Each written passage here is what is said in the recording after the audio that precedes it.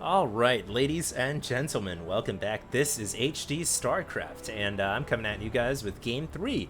This is going to be Liquid TLO. He's actually changed colors to red now, which is going to make casting just a little bit easier, obviously. Happy is the blue. Terran in the bottom left-hand corner of the map is Neoplanet S, and it is time for Game 3 here from the Z Cup. I believe it's from the Zotac Cup. I could be wrong.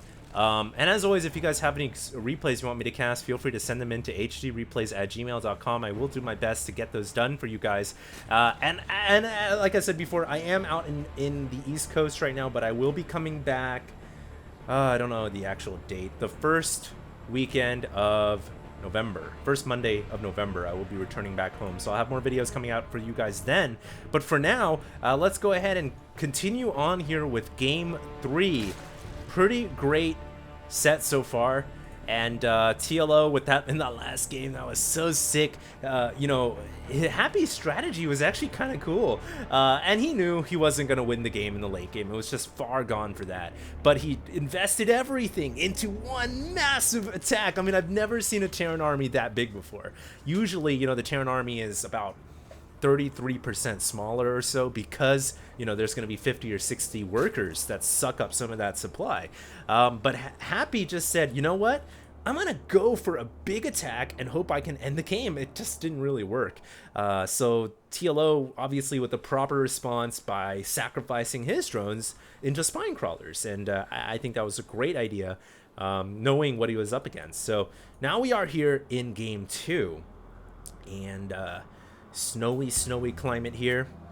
We'll see what happens. I do love this map, but I do think once again it is one of those maps that is very hard for Zerg to hold on to a third expansion. I'm trying to think of a map that's hard for Terran.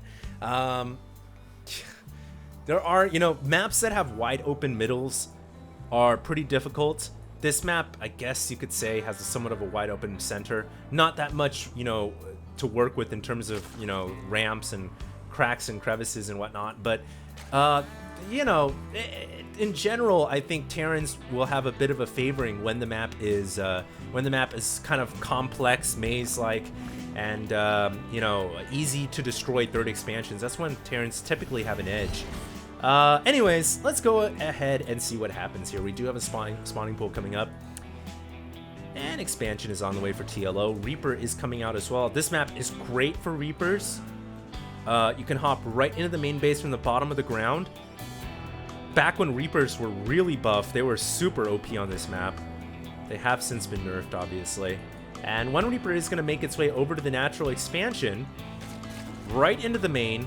Zergling is coming out right away, and it's unlikely this Reaper will get too much damage done. Most Zergs now have their timing down such that they can deal with these Reapers pretty easily. And I like what TLO does. He kind of pulls a few drones off to, you know, try to corner that Reaper in, because he wants to get rid of it. Some Terrans might say, oh, that's great, you lose some mining time, but if you lose the Reaper, it's a big loss. And that drone almost going down. It is going to die. Oh man. Oh no, it's not. TLO keeps it alive somehow, and he actually loses a Zergling. So and he finally does have the Queen out, and he'll be okay defending here. But the Reaper's immediately hopping up to the high ground. Of course, they do regenerate outside of combat, and TLO wisely keeping a Queen at each base. If he can keep the Queen situated, it's actually really hard for Reapers to get in and do any damage, because they absolutely just tickle Queens.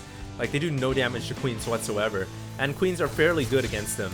But these Reapers are going to come back, and they will get one drone kill. Nice job right there by Happy.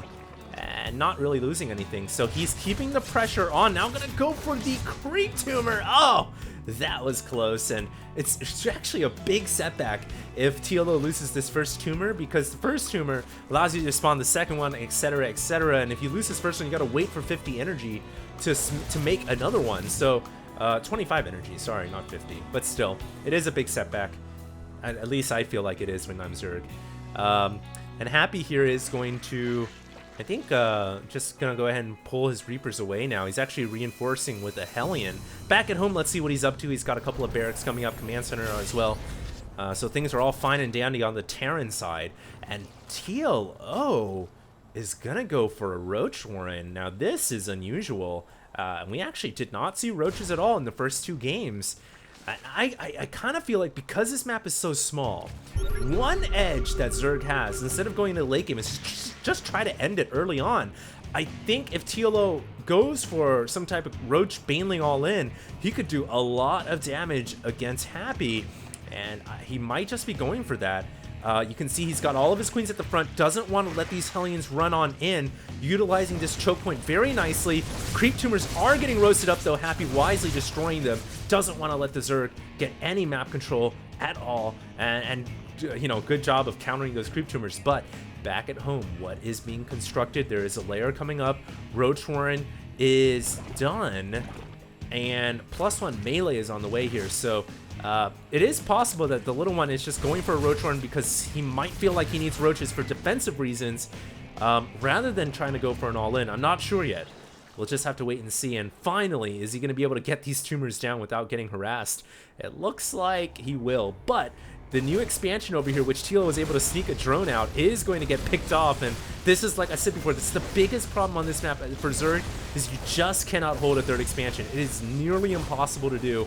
TLO now forced to pull his queens out to save this hatchery, which means his natural will now be exposed. He's actually bringing his Zerglings around the backside. He's going to try to corner these Reapers and Hellions in. Will he be able to do it? Trying to set the trap here, but I don't think he has enough Zerglings.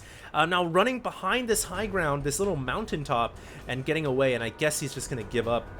Happy is going to give up on trying to kill off this Expo because obviously the queens have come back home. A lot of Zerglings are here. Zergling speed kicking in as well.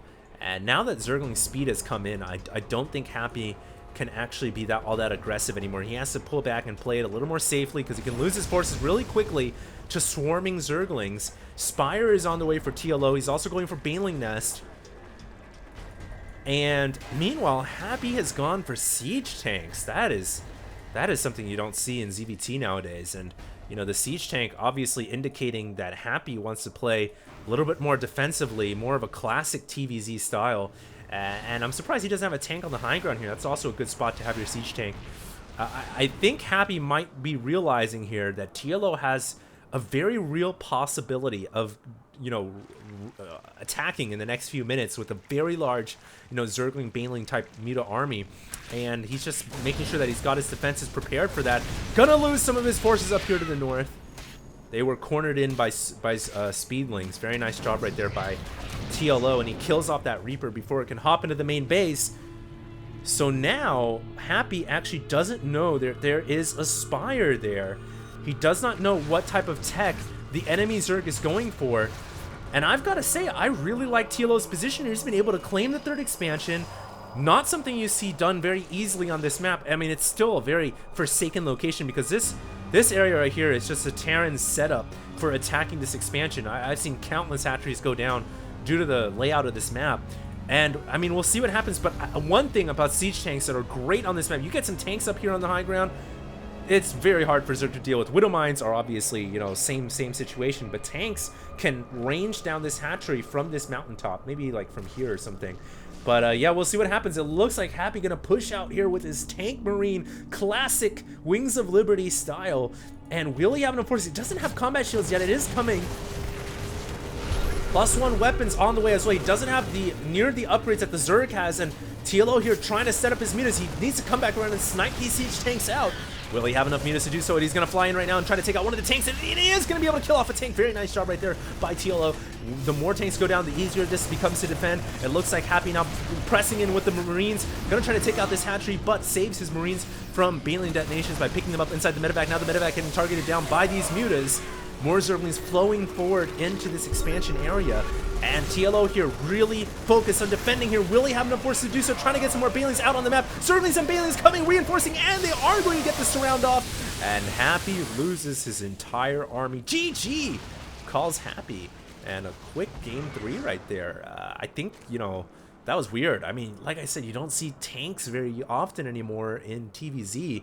And Happy just going for kind of an unorthodox style did not work out, and Happy GG. So we're going to go to game 4 here. Stay tuned. I'll be back with game 4. HD signing out.